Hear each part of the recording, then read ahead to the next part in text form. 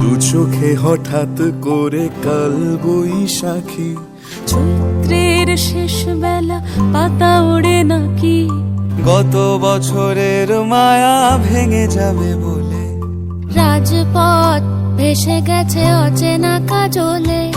দু চোখে হঠাৎ করে কাল বৈশাখী, চৈত্রের শেষ বেলা পাতা ওড়ে নাকি, গত বছরের মায়া ভেঙে যাবে বলে, রাজপথ ভেসে গেছে অচেনা কাজলে।